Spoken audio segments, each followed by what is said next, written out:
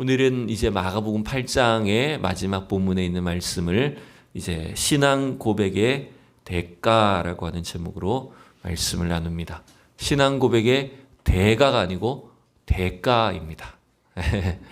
그러니까 신앙 고백을 잘하는 사람을 말하는 게 아니라 신앙 고백을 할 때 어떤 대가가 필요한가, 그 제목으로 말씀을 한번 잡아봤습니다. 자, 이제 마가복음은 여러분 총 몇 장으로 이루어져 있을까요? 마가복음이 몇 장까지 있을까요? 마가복음 16장까지 있습니다. 16장, 마태, 마가, 누가, 요한복음 중에 제일 짧은 복음서가 이제 마가복음이라서 16장으로 끝이 나는데, 그래서 마가복음을 크게 보면 두 부분으로 구분을 할 때 전반부와 후반부로 구분을 할 수가 있어요. 그래서 그 후반부가 시작되는 본문이 사실은 오늘 우리가 함께 읽은 8장 27절부터 부분입니다. 이건 학자들마다 의견은 다 다를 수 있겠죠. 그러나 어쨌든 대체로 많은 학자들이 동의하는 바는 8장 26절까지가 이제 전반부고 27절부터 16장까지를 후반부로 보는 편입니다. 근데 왜 그러냐면 예수님이 주로 사역하셨던 장소나 사역의 대상이나 내용이 전반부와 후반부가 조금 이제 성격이 달라지게 되는 걸 볼 수가 있어요. 전반부는 주로 예수님이 어디를 중심으로 사역을 많이 하셨을까요? 이스라엘 중에서도 갈릴리 지역을 중심으로 많이 사역하셨죠. 그래서 갈릴리 지역을 포함해서 그 주변의 이방인의 동네들을 포함해서 결국은 여러분 그 지역은 뭡니까? 유대 종교의 중심지인 예루살렘에서 보면 변두리잖아요. 그래서 좀 소외된 사람들, 이방인들, 약자들, 이런 사람들에게 주로 주님은 하나님 나라의 복음을 선포하시고 그리고 그들에게 많은 기적과 능력을 베풀어 주셨던 거죠. 그 대표적인 일들이 우리가 지난 7장에서 봤던 것처럼 7장, 8장에 봤던 것처럼 뭡니까? 오병이어 사건, 칠병이어 사건, 이런 엄청난 기적들이 있었어요. 이제 오늘 본문인 8장 27절부터는 후반부가 시작되는데 한 번에 이제 바뀌는 건 아니지만 예수님의 사역의 중심이 어디로 이동을 할까요? 앞서서는 갈릴리를 중심으로 변두리였다면 이제는 예수님의 사역은 어디를 향해 갈까요? 예루살렘을 향해 가는 겁니다. 왜 예루살렘을 향해 갈까요? 예수님 왜 예루살렘으로 자꾸 가실까요, 여러분? 왜 가셔야 되죠? 그렇죠. 예수님의 사역의 목적은 십자가를 지시는 데 있었던 겁니다. 그래서 점점 더 자기 자신이 예루살렘 올라가셔서 고난당하실 것, 그리고 십자가에 달려 죽으셨다가 사흘 만에 부활하셔야 된다는 것을 이제 드디어 말씀하기 시작하는 거예요. 오늘 본문에 그게 나왔지 않습니까? 드디어 말씀하셨다고. 그래서 이제 8장 27절부터를 우리가 이제 후반부로 이제 보게 되는데, 그런데 여러분 중요한 건 이겁니다. 이런 성경의 내용을 지식적으로 얼마나 많이 아느냐, 이게 중요한 게 아니죠. 가장 중요한 게 뭔지 압니까? 그것은 바로 이 땅에 오신 예수님이 과연 누구신가 하는 겁니다. 그 예수님을 우리는 누구로 알고 있느냐라고 하는 거예요. 이게 여러분, 우리가 신앙생활하는 데 있어서 우리가 교회를 다니고 이 땅 속에 믿음으로 살아갈 때 가장 중요한 일은 뭐냐면 우리는 과연 예수님을 어떤 분으로 믿고 있느냐는 겁니다. 자, 여러분 가만히 생각해 보세요. 예수님이 갈릴리 그 동네에서 그 근처에서 또 많은 유대인들에게 이방인들에게 엄청난 기적과 능력을 베푸셨어요. 그래서 만약 우리가 그런 오병이어 현장이나 칠병이어의 기적이 나타났던 그 장소에 우리가 있었다면 우리는 예수님을 어떤 분이라고 생각했을까요? 그런 기적과 능력을 행하신 예수님을 우리는 어떤 분이라고 생각했을까요? 네? 제자들처럼 무리를 걷는 예수님 보고 귀신이라고 생각했을 수도 있고, 그죠? 저 예수님은 우리의 배고픔의 문제를 다 해결하실 수 있겠구나. 인류의 근원적인 문제를 해결할 수 있는 이제 그런 능력이 있으신 분이구나. 저마다 예수님에 대해서 다양한 생각들을 가지고 기대하는 바가 있었을 겁니다. 우리가 이제 앞으로 보게 되겠지만 제자들조차, 예수님으로부터 직접적인 가르침을 받았던 제자들조차 계속해서 예수님에 대해서 어떤 인식을 갖고 있을까요? 뭔가 예수님을 믿기는 하지만 자기들이 예수님을 통해서 나중에 한 자리씩 차지할 그런 생각으로 가득 차 있지 않습니까? 그러니까 각자가 생각하는 예수님의 모습이, 기대하는 예수님이 다 달랐다는 것을 여러분 알 수가 있는 겁니다. 마치 그처럼 우리가 믿는 예수님, 우리가 알고 있는 예수님에서 다 다양한 생각들, 다양한 시각을 갖고 있지만 우리의 믿음이 점점점 나아질수록 우리의 믿음의 눈이 열려지고 영적인 눈이 열려져서 예수님이 누구신가를 정확하게 보고 알 수 있는 사람들이 돼야 됩니다.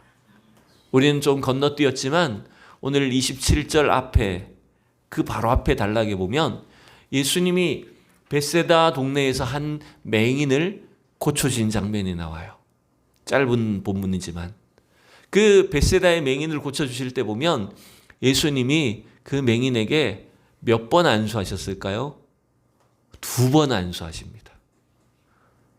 예수님이 침을 바르고 그 사람의 눈에 직접 눈에 손을 대시고 하는데 한 번만에 제대로 눈을 못 떴던 것 같아요. 그래서 2번이나 안수해서 눈을 떴어요. 근데 여러분, 예수님이 갑자기 능력이 좀 줄어든 걸까요? 한 번만 안수해서 뭔가 능력이 안 나타나서 2번이나 안수하셔야 됐을까요? 그게 무슨 말일까요? 그 맹인이 눈을 떠가는 과정에 처음에는 희미하게 눈을 뜹니다. 그래서 나무 같은 것들이 걸어 다닙니다라고 표현하고, 그 다음에 2번째 이제 안수하고 나니까 정확하게 이제 눈을 떠서 자기 앞에 있는 주님을 보게 되는 겁니다. 마치 그와 같은 거예요.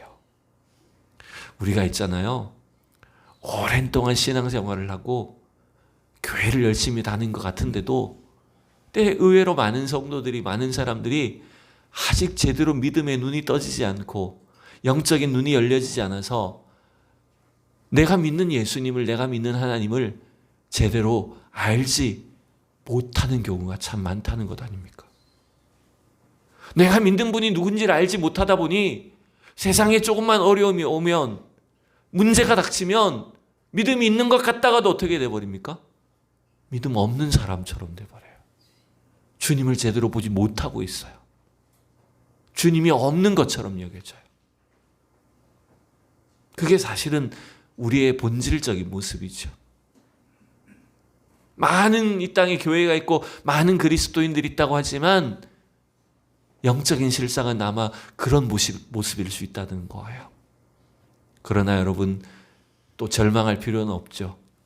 주님은 우리를 사랑하시고 우리를 구원하시고자 저와 여러분을 택하셔서 친히 우리 가운데 자기 자신을 나타내 주셨고, 우리를 위해서 인간의 몸으로 이 땅에 오셨고, 우리가 믿는 예수님이 누구신지를 만날 수 있고 그분을 체험할 수 있고 그분을 우리가 직접적으로 느낄 수 있도록 은혜를 베풀어 주신 분이라는 겁니다.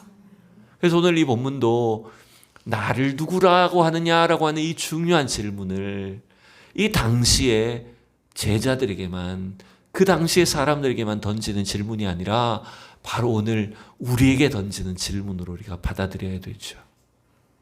자, 오늘 보면 27절을 보고 이제 말씀 한번 살펴봅시다. 27절을 같이 읽어봐요. 시작. 예수와 제자들이 빌립보 가이사랴 여러 마을로 나가실새 길에서 제자들에게 물어 이르시되 사람들이 나를 누구라 하느냐. 아멘.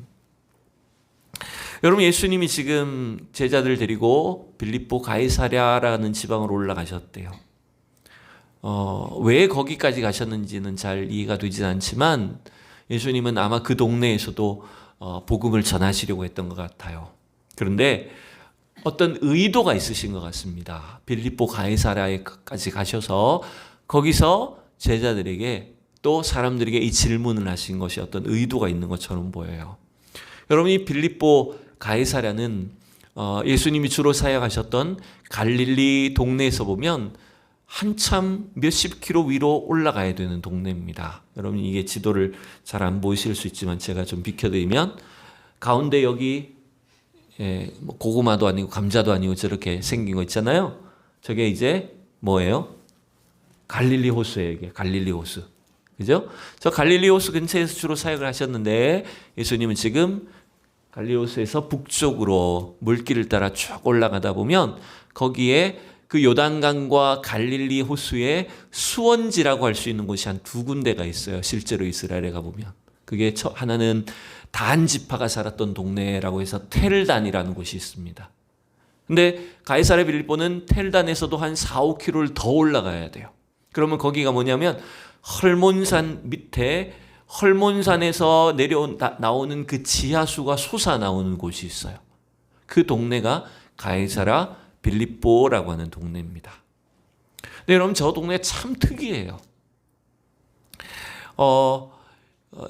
이 지도는 여러분 지금 뭔가 지역별로 색깔들이 칠해져 있지 않습니까? 그죠? 저 색깔이 뭐냐면 이때에 실제 예수님 당시에 헤롯 대왕의 아들이 4명이 있는데 헤롯 대왕이 죽고 나서 헤롯 대왕의 아들들이 각 지역의 분봉왕이 됩니다. 분봉왕이란 건 뭐냐면 로마 황제가 땅을 나누어 가지고 이 땅을 나누어서 그 봉책을 해줬다. 그래서 그 지역의 왕으로 이렇게 세워주었다, 임명했다는 거예요.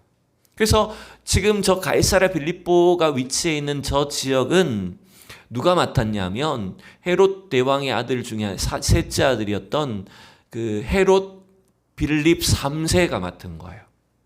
어른들은 또 3세 하면 3살인 줄 압니다. 3살이 아니고 헤롯 빌립 2세입니다. 죄송합니다. 헤롯 빌립 2세가 그 지역의 분봉왕이 되었던 거예요. 근데 이 빌립 왕은 자기를 왕으로 인정을 해준 로마 황제에게 엄청 잘 보이고 싶어갖고 그 가이사랴 빌립보라는 동네가 원래는 다른 지명이었어요. 원래는 파이네스인가 뭐 그래요. 하여튼 파이네스라는 그런 동네인데 그 동네에다가 로마식 도시를 건설을 하는 거예요. 그래서 빌립이 가이사 황제를 위해서 이 도시를 만들었다라고 하는 그 의미에서 동네 이름을 바꿔버리는 거예요. 빌립보 가이사랴 혹은 가이사랴 빌립보라고 이렇게 동네 이름을 바꿔버린 거예요. 그러니까 그 이름 속에 빌립도 들어가 있고 가이사 황제도 들어가 있잖아요. 그렇게 해서 이제 큰 도시를 만든 거예요. 그래서 저 지역에 빌립 왕이 다스리던 지역의 수도처럼 그런 역할을 하는 곳입니다. 근데 여러분 이 가이사랴 빌립보는 저도 가봤어요. 제가 일부러 사진을 좀 띄워드릴게요. 아까 말씀드렸죠?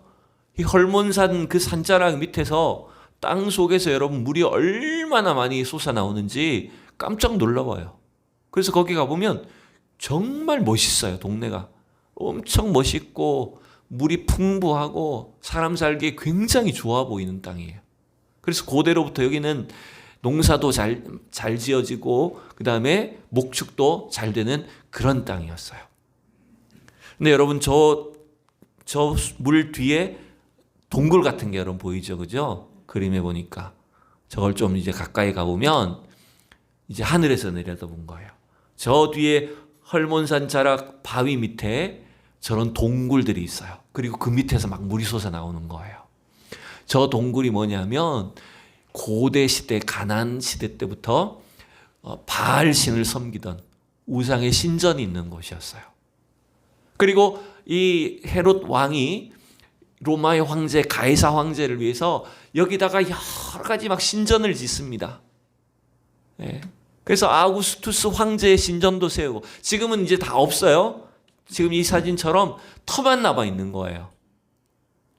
터만 남아 있어서 저기 이제 구경을 할 수 있는데 이제 그 고대에 이제 실제 이런 신전이 있었을 것이다라고 해서 모형으로 이제 그림을 그려놓으면 엄청나게 거대한 신전이 그 바위 절벽 아래에 쫙 펼쳐져 있습니다. 신들이 온갖 신이 다 있어요 거기. 그 중에 이제 가장 대표적인 것이 아까 말했던 아우구스투스 황제의 신상도 있고 그 다음에 제우스 신상도 거기 모셔져 있고 또 하나 중요한 것이 판신입니다. 아까 원래 이 동네 이름이 파이네스라고 그랬잖아요. 그 말이 뭐냐면 판신에서 온 이름이에요.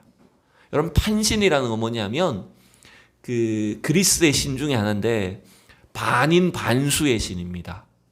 그래서 몸은 상체는 사람인데 하체는 염소로 되어 있는 거예요. 그래서 이 신은 목동의 신이기도 하고 들판의 신인 거예요. 그래서 그 신을 판신을 섬겼는데, 이 판신이 여러분 이름이 꽤 유명한 게 있습니다. 그래서 이 판신이 피리를 들고 다니면서 피리를 불면 사람이나 동물을 유혹을 하는 거예요. 그 피리 소리에 유혹을 당한대요. 그래서 그 판신이 들고 다녔던 피리가 여러분 뭔지 압니까? 그게 펜플룻입니다. 펜플룻 처음 들어봤어요? 펜플룻이라는 악기 있잖아요. 그게 판신에서 나온 이름이에요. 그래서 그 판신이 그 펜플룻을 불면 사람들이 이렇게 지금처럼 잠에 취하기도 하고 유혹당해가지고 이렇게 막 성적인 흥분을 해가지고 그렇게 난잡한 일을 한다는 거예요. 음란한 신들이에요, 다. 그래서 저 신전에서 다 음란하게 신들을 섬겼을 거라는 말이죠. 예수님이 지금 저 신전 앞에 분명히 보셨을 것 아니에요? 제자들과 함께 저 신상들을 다 보셨을 거예요. 그러면서 뭐라고 물어요? 사람들이 나를 누구라 하느냐? 너희는 나를 누구라 하냐 물으세요. 왜 이렇게 물으실까요? 여러분, 사실 저 땅도 원래는 다 원래 이스라엘 구약 시대에 그들의 조상인 이스라엘 민족에게 주신 땅이잖아요. 근데 그 땅들이 지금 어떻게 된 겁니까? 온갖 가나안의 우상으로부터 그리스의 우상, 로마의 우상, 또 황제의 우상, 온갖 신들과 온갖 우상들의 땅이 돼버린 것 아닙니까? 그래서 그 우상을 숭배하는 사람들의 모습을 보면서 예수님은 너무나 비통한 마음이셨을 거예요. 그런 세상 속에서 과연 우리는, 주님의 제자들은 우리가 믿는 예수님을, 우리가 따르는 주님을 누구라고 보느냐는 거죠. 여러분, 이 질문은 오늘날 이 시대에 살고 있는 우리에게도 주신 질문 아닐까요? 이 시대에 수많은 우상들이, 물질이 우상이고 권력이 우상이고 사람이 우상되어 있는 이 시대 속에서 과연 우리는 예수님을 누구로 알고 주님을 얼마만큼 온전한 믿음으로 따라가고 있습니까? 안 믿는 사람은 말할 것도 없어요, 여러분. 교회 안 다니는 사람, 안 믿는 사람들은 우상인지도 모르고 살고 있는 거예요. 제가 어떤 방송에 고발하는 그런 내용을 하나 봤는데, 제보하는 그런 그 영상을 하나를 봤는데, 어떤 사람이 최신형 전기차를 사와가지고 미국의 뭐 테로 시작하는 최신형 전기차를 사와서 남의 집, 남의 카페 앞에 세워놓고 고사를 지내는 거예요. 허락도 안 받고. 주인이 이렇게 안에서 보니까 외인 사람이 자기 집 앞에 와가지고 영업장 앞에 와서 차를 세워놓고 고사를 지내는 거예요. 북어 대가리 갖다 놓고 절하고 절 3번 하고 바퀴마다 술을 이렇게 따르고, 한 사람만 하는 게 아니고 거기 온 사람이 다 하더래요. 그러고는 말도 안 하고 이렇게 주인이 왜 허락도 안 받고 하냐고 말하려고 하니까 쏙 떠나버리는 거예요, 차 타고. 네. 그러니까 그런 황당함 때문에 제보를 했지만 우리가 볼 때는 어때요? 우리 믿는 사람들이 볼 때는 어떻습니까? 그렇게 최신 과학기술이 탑재되어 있는 전기차를 사면서도 사람들은 뭘 의지해요? 미신을 의지하는 거예요. 고사 지내야 돼. 여러분, 결국 지금도 여러분 우상이 가득한 시대에 우리는 살고 있는 겁니다. 하나님을 모르면 이런 우상인지도 모르고 거기에 빠져서 지배를 당하며 살고 있는 거예요. 그런 시대에 하나님은 믿는 자들에게, 오늘 우리에게 어떤 믿음을 갖고 있는지를 묻고 계시는 거예요. 너희는 나를 누구라고 하느냐라고 묻고 계시는 거죠. 그 시대의 유대인들은 예수님을 뭐라고 생각했을까요? 28절에 보니까 예수님을 어떤 사람은 세례요한이라, 어떤 사람은 엘리야라고, 어떤 사람은 선지자 중에 하나라고 합니다 라고 이렇게 대답합니다.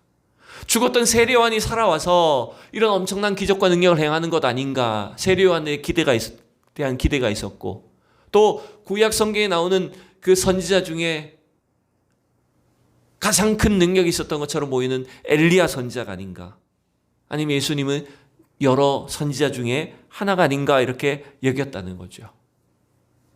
사람들이 예수님을 알기는 알아요. 예수님에 대한 소문은 많이 들었어요. 나사렛 출신의 어떤 청년이 있다더라. 그 사람이 엄청난 기적을 행한다더라. 어떤 사람들이 막 믿고 따른다더라. 수없이 많은 소문을 들었지만 정작 예수님에 대해서 제대로 아는 사람은 없어요. 지금도 그렇지 않습니까? 수많은 사람들이 교회를 다니기도 하고 교회를 다녀봤고 어느 정도 안다고 하면서도 예수님은 그냥 하나의 기독교의 창시자가 아닐까? 좋은 가르침을 남긴 그냥 인류의 스승이 아닐까? 공산주의자들은 예수님이 공산주의를 가르쳤다고 말하고 동성애자들은 예수님이 동성애를 가르쳤다고 말하고 저마다 자기들이 듣기 좋아하는 방식으로 예수님을 이해하려고 하지 않습니까?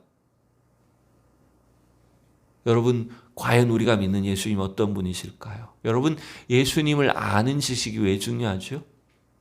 그것은 우리의 구원의 가장 핵심이기 때문에 그래요. 요한복음 17장 말씀을 보실까요?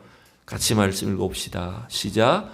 영생은 곧 유일하신 참 하나님과 그가 보내신 자 예수 그리스도를 아는 것이니이다. 여러분, 영생이 뭐라고요?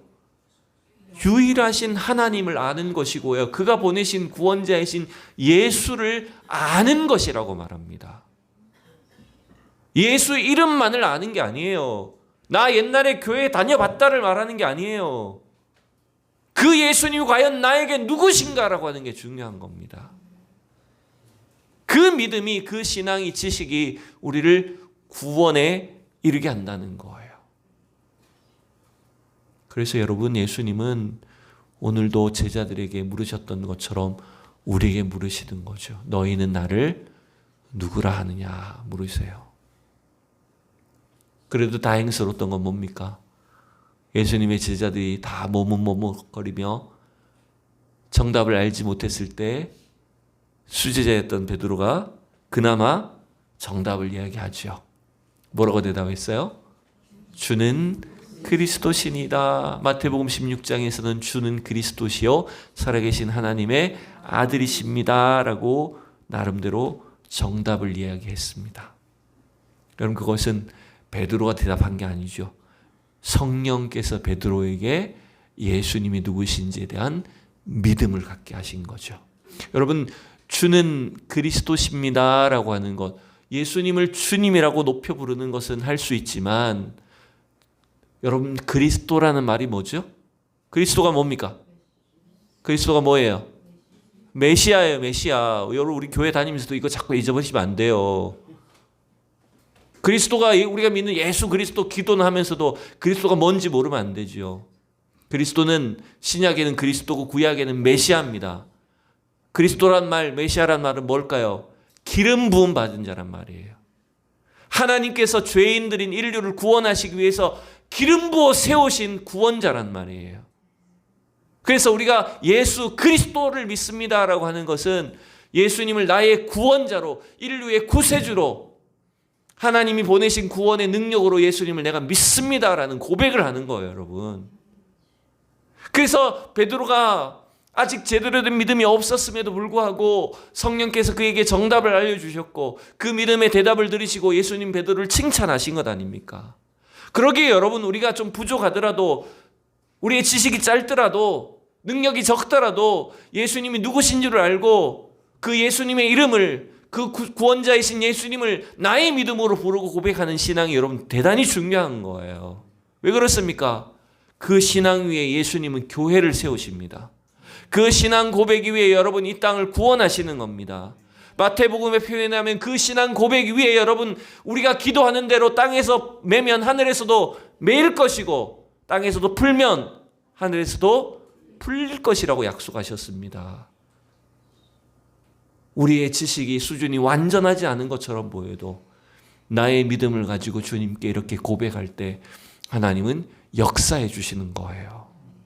근데 오늘 본문의 어려운 점은 그겁니다. 그 다음이 문제예요. 갑자기 예수님은 자기의 일을 아무에게도 말하지 말라고 하세요.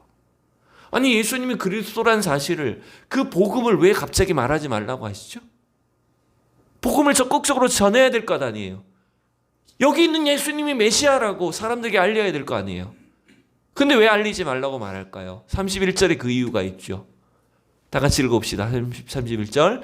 인자가 많은 고난을 받고 장로들과 대제사장들과 서기관들에게 버림받으여 죽임을 당하고 사흘 만에 할 것을 비로소 그들에게 가르치시되. 여러분, 예수님이 이전에는 고난 당하실 것, 십자가에 달려 죽으실 것을 말씀하지 않으셨어요. 이 사건부터 비로소 말씀하셔요. 그게 무슨 말이냐면, 예수님이 인류를 구원하시기 위해 이 땅에 오셨지만 예수님이 십자가를 지셔야만 그 구원의 사역을 완전히 이룰 수 있기 때문이라는 겁니다. 만약 사람들이 예수님에 대해서 섣불리 생각하고 섣불리 저분이 진짜 우리의 메시아구나, 우리의 왕이 되시는구나, 우리를 이제 이 로마의 압제로부터 해방시켜 주시는구나 라고 해서 예수님에 대해서 예수님의 사역을 제대로 이해하지 못하게 되면 뭐가 이루어지지 않을까요? 예수님의 십자가 사역이 이루어지지 않는다는 겁니다. 특별히 여러분 31절에 보세요. 예수님 자기를 뭐라고 표현하십니까? 자기를 뭐라고 표현하세요? 인자가라는 단어를 쓰십니다. 인자라는 말은 단어로 보면 사람의 아들이란 말이에요. 그러나 여러분 성경에서 예수님이 인자라는 말을 쓸 때는 하나님이신 그분이 완전히 사람의 아들로, 인간으로 자기 자신을 낮추시는 걸 의미합니다. 그래서 인자로 오신 예수님이 우리를 위해서 낮아지실 때 어디까지 낮아지시는 겁니까? 십자가에 달려 죽기까지 완전히 낮추셔야, 그 사역을 감당하셔야만 죄인인 우리를 위한 완전한 속죄의 제물이 되신다는 거예요. 그 목표를 위해서 예수님은 지금 이 일들을 말하지 말라고 하시는 겁니다. 왜냐하면 그게 방해가 되니까요. 여러분, 사단의 목표는 뭘까요? 예수님 당시에도 사단의 목적이 뭘까요?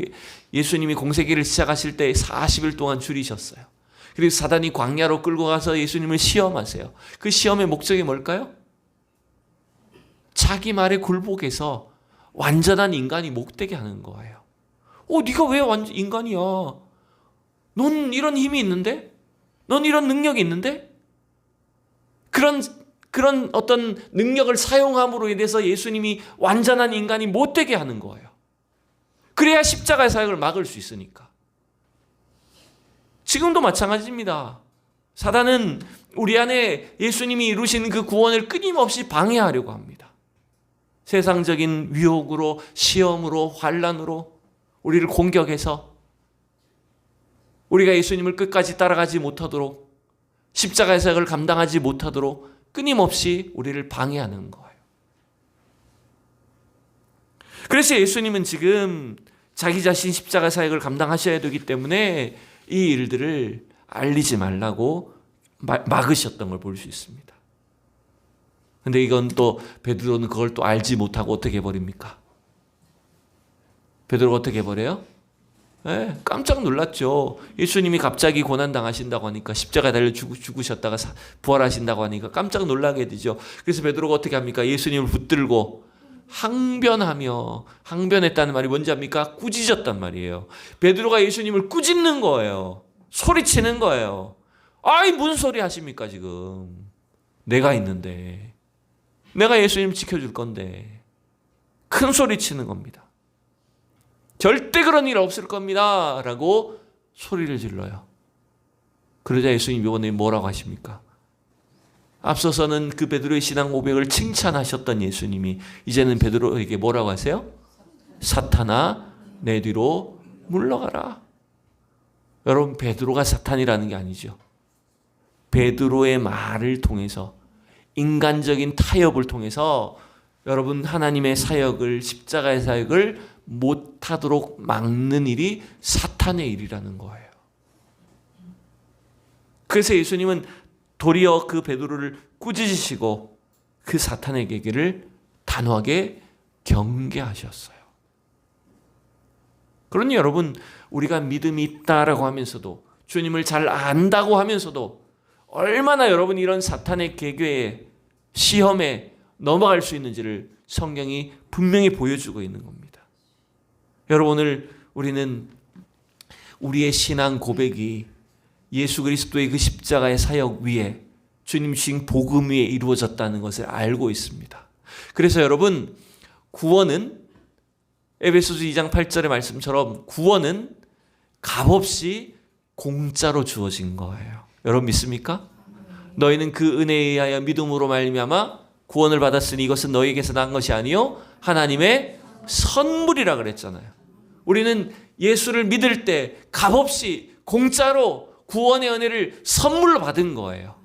근데 여러분, 구원은 선물로 받았지만 구원받은 우리 성도들이 그 믿음으로 이 땅을 살아갈 때는요, 대가가 따르는 걸 여러분 기억하셔야 됩니다.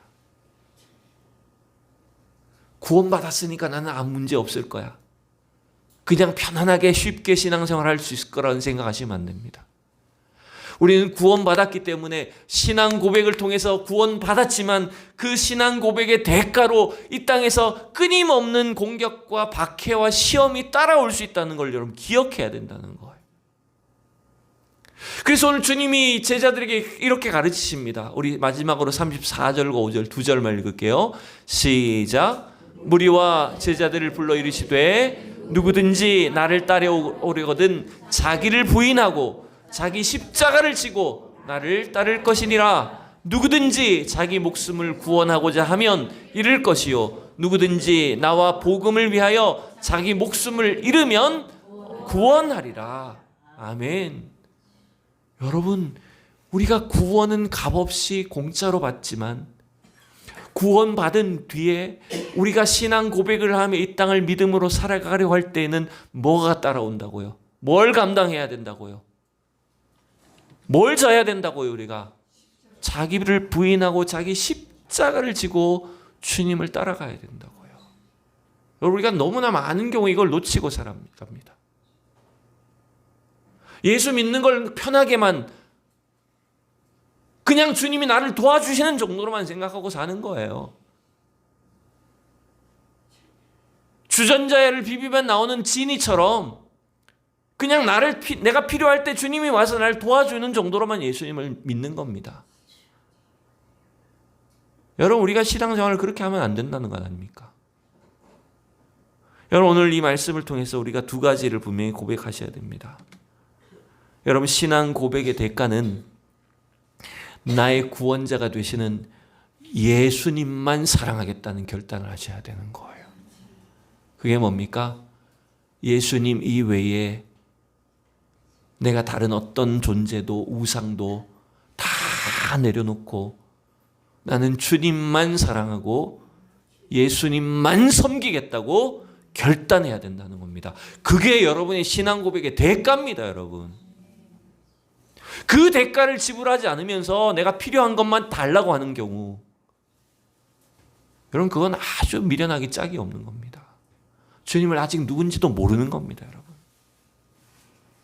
그래서 우리가 신앙 고백을 한다는 것은 나의 삶을 드리는 겁니다. 나 자신을 드리는 거예요. 그러니 여러분, 주님은 어쩌면 우리가 예수님을 믿고 따라갈 때 그 신앙의 대가를 찾고 계시는 거예요. 어떻게 주님을 따라가는지, 어떻게 환난 속에서 주님을 의지하고 믿고 따라가고 있는지를 찾고 계시는 거예요, 여러분. 그러니 여러분, 오늘 우리가 그냥 주기도문을 할 때, 사도신경을 외울 때 그냥 외워서 그냥 입술에 줄줄줄 하지만 그 고백이 얼마나 중요한 것인지 여러분 잊으시면 안 됩니다. 그 신앙의 고백대로 이 땅을 사는 저와 여러분 되기를 원합니다. 두 번째, 여러분, 우리가 예수님을 나의 구원자로, 메시아로 믿는 신앙을 가지고 이 땅을 산다는 것은, 그래서 우리가 죄와 사망에서 구원받았잖아요. 그래서 오늘 예수님 말씀처럼 우리도 우리에게 주어진 십자가를 지고 우리에게 있는 고난을 감당하며 주님을 따라가야 된다는 걸 기억하셔야 된다는 겁니다. 여러분, 예수 믿고 사는 삶은 타협할 수가 없는 거 아닙니까? 고난이 오고 환난이 왔을 때 그 신앙을 포기하지 않는 겁니다.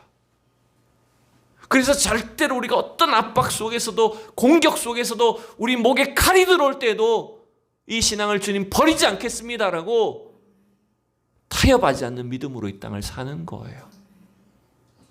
그래서 우리도 우리에게 주어져 있는 그 힘든 십자가를, 그 고난을 끝까지 감당하겠습니다라고 결단하는 우리 성도들이 되셔야 된다는 겁니다. 우리 각자에게 여러분 가난이 있고요. 가난이라고 하는 십자가도 찾아오고요. 우리 가족들로 인해서 무거운 짐을 지기도 하고요. 생각지 못한 인생의 불행이 찾아오기도 합니다. 내가 예수 믿는데 왜 이런 일을 경험해야 되지? 나는 분명히 주님을 사랑하고 주님을 따라가는데 왜 이런 십자가를 내가 감당해야 되지? 도무지 이 이유를 알 수 없는 그런 고난을 우리가 경험해야 될 때가 있습니다. 그러나 여러분, 그 순간에도 믿음을 지키는 자들을 주님은 찾고 계십니다. 주님은 다 보고 계십니다. 그래서 그 믿음의 신앙 고백을 지키며 그 신앙의 대가를, 십자가를 지고 따라가는 성도들 한 사람 한 사람을 통해서 하나님의 구원이 이 땅 가운데 펼쳐지게 하시는 겁니다. 우리가 잘 아는 믿음의 선배들인 주기철 목사님, 손양원 목사님, 이런 분들이 다 그런 삶을 사셨어요. 그 신앙의 터전 위에 우리가 지금 서 있는 것 아닙니까?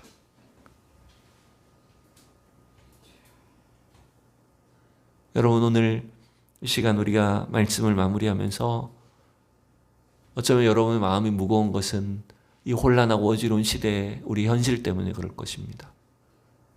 우리가 이 저녁에 함께 우리가 기도합시다. 어느 때보다 위태롭고 혼란하고 참 위기에 빠져 있는 이 대한민국을 위해서 정치적으로도 경제적으로도 안팎의 상황으로도 너무나 지금 위험하고 불안하고 걱정스러운 시대에 우리가 살고 있어요.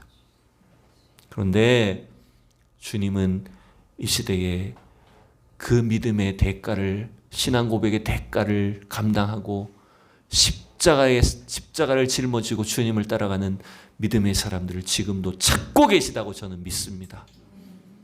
그 신앙의 인물들을 통해서, 그 믿음의 대가를 감당하고자 하는 우리 성도들을 통해서 주님이 이 땅을 지켜주실 것이고 다시 복음 위에 회복시켜 주실 것이고 주님의 놀라운 능력과 역사가 나타나게 하실 줄로 믿습니다. 여러분, 이 귀한 일들을 이루어가는 우리 모든 성도들 다 될 수 있기를 축원합니다.